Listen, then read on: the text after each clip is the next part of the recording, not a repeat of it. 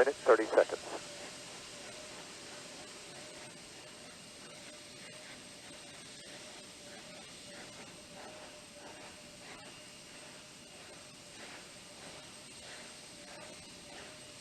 Sound suppression water system now being armed for release. Confirmation we have 3 main engines ready for ignition.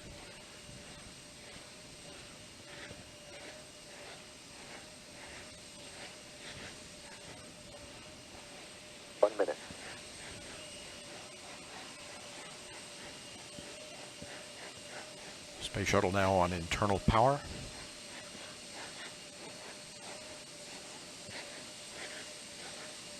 Liquid oxygen and liquid hydrogen fill and drain valves are closed.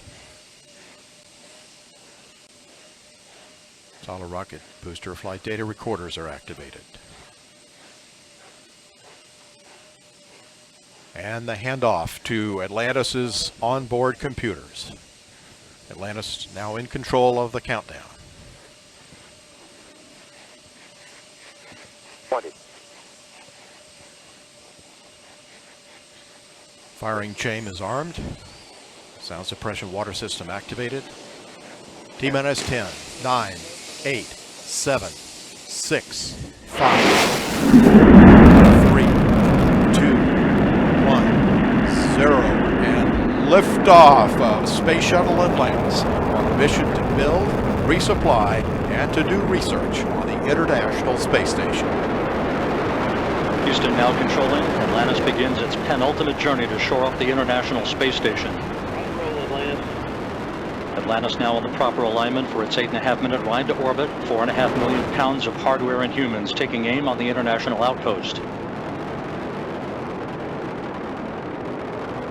30 seconds into the flight. Atlantis almost 2 miles in altitude, almost 6 miles downrange from the Kennedy Space Center already, traveling 500 miles an hour. The 3 liquid fuel main engines now throttling back to 72% of rated performance, going into the bucket, reducing the stress on the shuttle as it breaks through the sound barrier. 55 seconds into the flight, all systems operating normally, 900 miles an hour. The speed of Atlantis right now, 6 miles in altitude, 9 miles downrange. Atlantis, go with throttle up. Copy, go with throttle up. The throttle up call acknowledged by Commander Charlie Hobaugh, joined on the flight deck by pilot Butch Wilmore, flight engineer Randy Bresnik, and Leland Melvin. Seated down on the mid-deck are Mike Foreman and Bobby Satcher, kicking off their work week with a Monday commute to orbit. 1 minute, 30 seconds into the flight. Atlantis 13 miles in altitude, 15 miles downrange, traveling almost 2,000 miles an hour.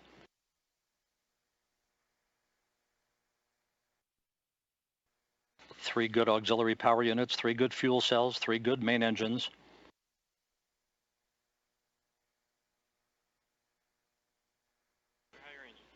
One minute, 50 seconds into the flight. 10 seconds away from solid rocket booster separation.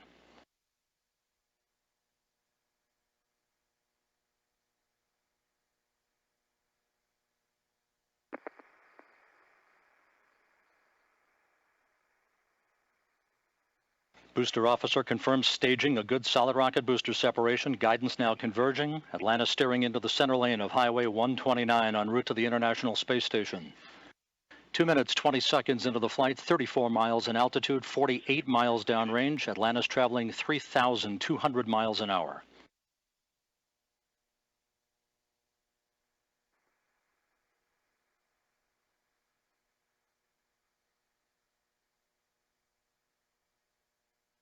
The propulsion officer in mission control reports that the orbital maneuvering system engines have ignited. Atlantis kicking on the afterburners.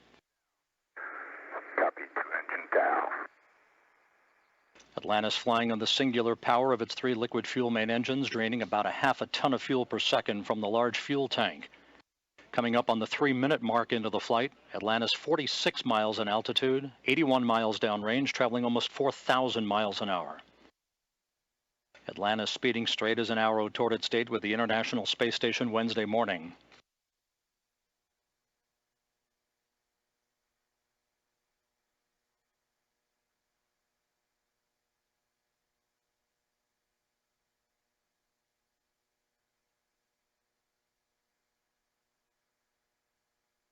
3.5 minutes into the flight, all of Atlantis' systems functioning by the book. 55 miles in altitude, 120 miles downrange, traveling almost 5,000 miles an hour.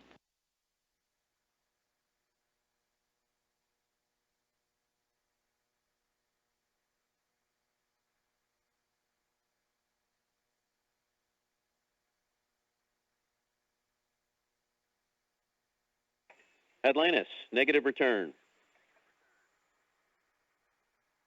Atlantis copies, negative return. Atlantis now too far downrange, too high in altitude to return to the launch site in the event of an engine failure. All three engines performing perfectly. 4 minutes, 20 seconds into the flight. Atlantis now 62 miles in altitude, 180 miles downrange, traveling almost 6,000 miles an hour. All systems performing normally. Atlantis on course, on track for its preliminary orbit.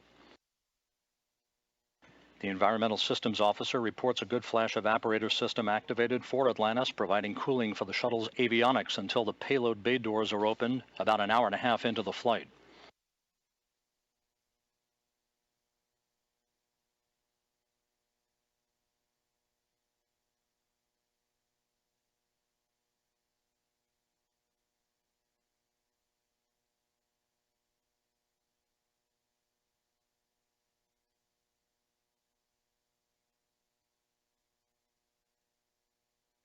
Atlantis, press to ATO. Copy, press to ATO. That call up from Capcom Chris Ferguson indicating that Atlantis can now make minimal orbital altitude targets in the event of an engine failure. However, all three engines continue to perform normally, as do the auxiliary power units and the three power-producing fuel cells. 5.5 minutes into the flight, Atlantis now 67 miles in altitude, 312 miles downrange, traveling almost 8,000 miles an hour. Thanks for single engine ops 3.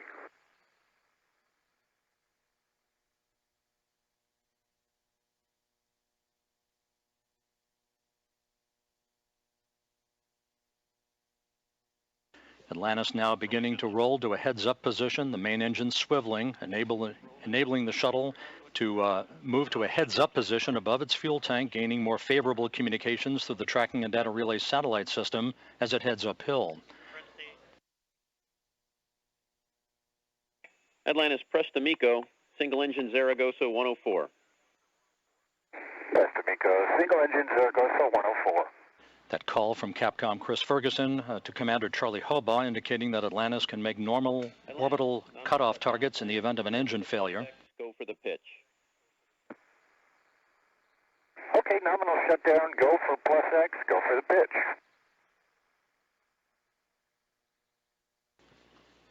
Now 6 minutes, 45 seconds into the flight. Atlantis 66 miles in altitude, almost 500 miles downrange from the Kennedy Space Center, traveling almost 11,000 miles an hour. 90 seconds left in powered flight. Atlantis, single engine press 104. Single engine press 104.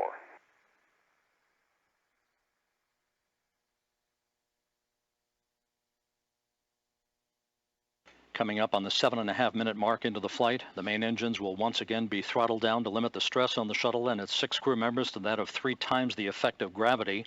Atlantis approaching a speed of more than 4 miles a second. At the time of main engine cutoff a minute from now, Atlantis will enter its preliminary orbit at a speed of 5 miles a second.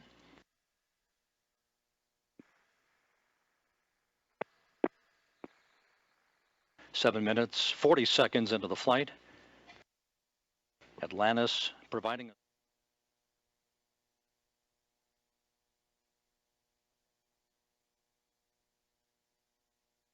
8 minutes, 10 seconds into the flight.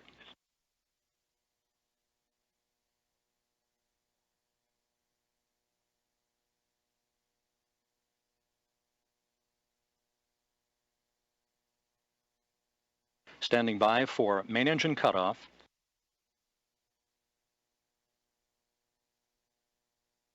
Main engine cutoff confirmed by the booster officer, standing by for external tank separation.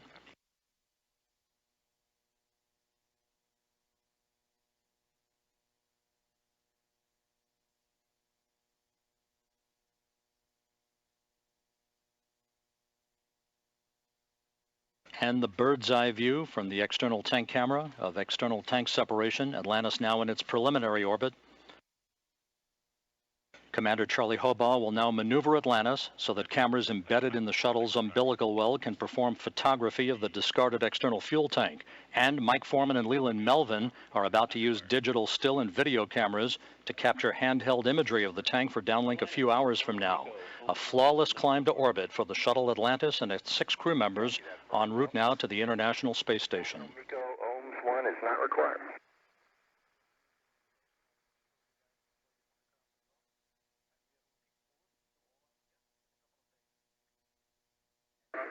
Fergie, we'll meet you in the post, OHMS 1. And we'll see you there, Scorch.